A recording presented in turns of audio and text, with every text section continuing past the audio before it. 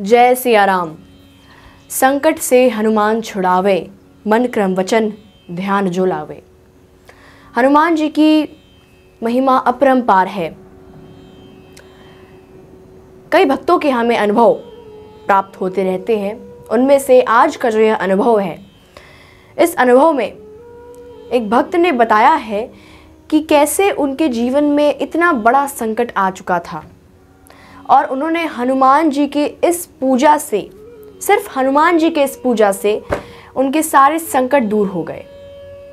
मुश्किल उनके जीवन में जो आ रही थी, मुश्किलें जो उनके जीवन में आ रही थी, वो सारी मुश्किलें दूर हो गई। तो क्या थी वह पूजा, कौन सी थी वह पूजा, इसको जानने के लिए वीडियो को एंड तक ज़रूर देखें। और अगर आप हमारे चैनल पर नए हैं तो सब्सक्राइब करना ना भूलें और साथ ही बेल आइकन भी प्रेस करें। पिछले वीडियो में आप सभी के सही उत्तर हमारे पास आए थे और उनमें से 3 लोगों के नाम को मैं शॉर्ट आउट दूंगी एंड में, तब तक के लिए बने रहें। इन्होंने हमें लिख के भेजा है कि मेरा नाम धनंजय है और मैं गुजरात का रहने वाला हूँ। मैंने एक अच्छी खासी भक्ति करने वाली फैमिली में जन्म लिया है और मैं खुशनसीब हूँ कि मेरे परिवार में इतनी भक्ति होती है। पर पता नहीं क्यों बचपन से ही मेरा भक्ति की तरफ उतना लगाव नहीं था। कभी कभार जब मन करता था, जब टाइम मिलता था, तब हनुमान चालीसा पढ़ लेता था। हनुमान जी के सामने अगरबत्ती दिया जला दिया करता था। ऐसे मेरा भक्ति से कभी लगाव रहा ही नहीं। पर पिछले कुछ सालों में, यह बात है 2020 की, जब कोविड चल रहा था, उस समय पूरी दुनिया में लॉकडाउन लगा हुआ था। सभी लोग अपने घरों में परेशान थे। उस समय हम भोपाल में अपनी नानी के यहाँ थे और मेरे पापा काम की वजह से गुजरात में थे। ऐसे ही समय बीतता गया और अचानक से एक दिन मेरे पास मेरे पिता का फ़ोन आया और उन्होंने कहा कि मेरी तबीयत मुझे ख़राब लग रही है, मुझे बुखार हो गया है और वो बुखार उतर ही नहीं रहा है। उन्होंने जब टेस्ट करवाया तो कोविड नेगेटिव आया, लेकिन उनका बुखार उतर ही नहीं रहा था। हमने उनसे कहा कि आप भोपाल आ जाइए। मेरे पिता भोपाल आए और दूसरे फ्लैट में शिफ्ट हो गए। मेरी माँ भी मेरे पिता का ध्यान रखने के लिए वहीं रहने चली गई। कुछ समय के बाद जब उनका बुखार नहीं उतर रहा था तो हमने उनका एक और बार टेस्ट कराया और उस टेस्ट में उनका कोविड पॉजिटिव आ गया। इसको देखने के बाद हमारे पैरों तले ज़मीन खिसक गई। हमें समझ नहीं आ रहा था कि हम क्या करें। जब पूरे दुनिया भर में लॉकडाउन लगा हो और आपके पास कहीं भी कोई ऑप्शन ना बचा हो, तब सिर्फ एक ही चीज़ याद आती है और वह है हनुमान जी।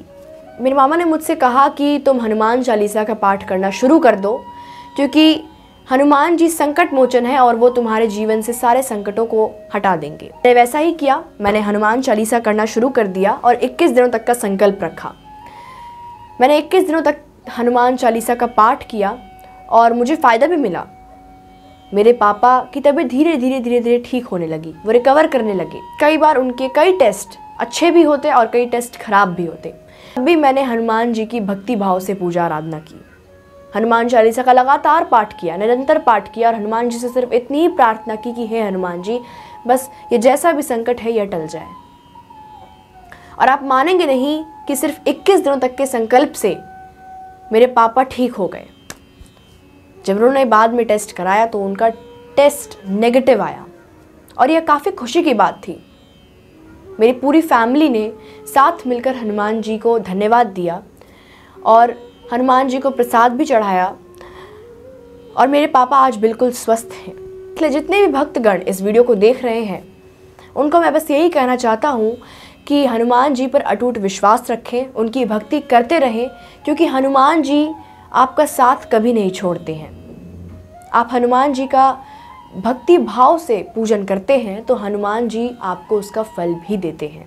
बस आवश्यकता है धीरज रखने की। यह अनुभव हमारे साथ धनंजय जी ने शेयर किया था और इस अनुभव को उन्होंने कहा था कि सभी के साथ बताया जाए।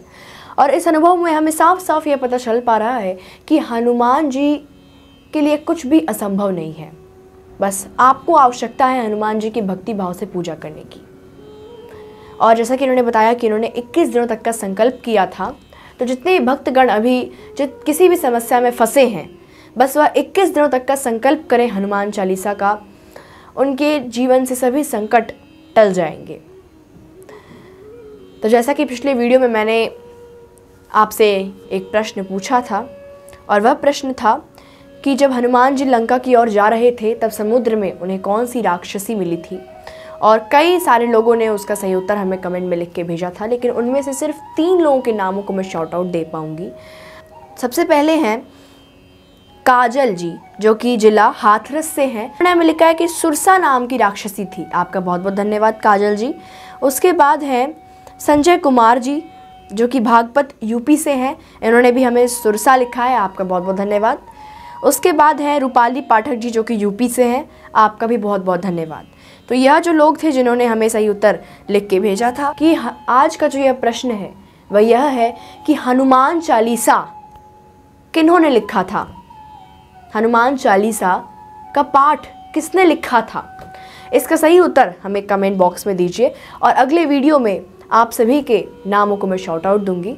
तब तक के लिए बने रहें। धन्यवाद। जय सिया राम।